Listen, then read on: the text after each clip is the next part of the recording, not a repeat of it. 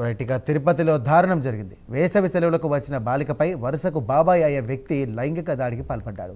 హైదరాబాద్కు చెందినటువంటి బాలిక సెలవుల నిమిత్తం తిరుపతికి వెళ్ళింది. అక్కడ బాలికపై అత్యాచారం జరిగినట్టు బాధితురాలి తల్లి హైదరాబాద్లో ఫిర్యాదు చేసింది. దాంతో పోలీసులు 0 ఎఫ్ఐఆర్ నమోదు చేసి తిరుపతికి కేసును బదిలీ చేశారు. సోషల్ మీడియాలో ఫోటోలు పెడతానని బెదిరించి పలుమార్లు అత్యాచారం చేశారంటూ కూడా బాధితులు ఫిర్యాదులో పేర్కొన్నారు. ఇక కుటుంబ సభ్యుల ఫిర్యాదు మేరకు పోలీసులు కేసు నమోదు చేసుకుని దర్యాప్తు ముమ్మరం చేశారు. ఇక నిందితుడు రామామూర్తి అలాగే జీఎస్టీ కార్యాలయంలో సీనియర్ అసిస్టెంట్గా విధులు నిర్వహిస్తున్నట్టుగా గుర్తించారు.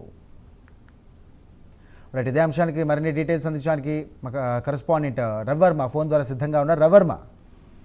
ఎస్ఐ వరుసకు కూతురు వస్తైనటువంటి మైనర్ బాలిక మీద బాబాయ్ అత్యాచారం చేసినటువంటి ఘటన తిరుపతిలో అయితే చోటు చేసుకున్నది. ముఖ్యంగా తల్లిదండ్రులకు జీవనార్థం హైదరాబాద్ లో నివాసం ఉంటున్నారు. అయితే వేసవి సెలవుల కారణంగా బాబాయ్ ఇంటికి వచ్చినటువంటి మైనర్ బాలిక లక్ష్మీపురం సర్కిల్ లో నివాసం ఉంటున్నారు.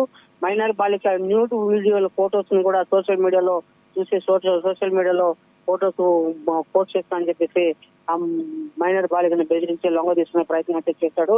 లొంగ తీసుకుని పలుమార్లు అత్యాచారం చేసినట్టు కూడా తెలిసింది.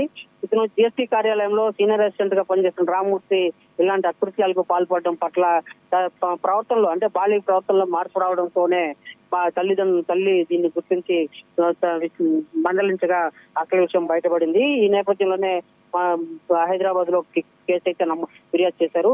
ఆ కేసుని తిరుపతి ఈస్ట్ పోలీస్ స్టేషన్ కి రెఫర్ చేశారు. ఈస్ట్ పోలీసులు అతను అదుపులోకి తీసుకుని అయితే విచారిస్తున్నారు.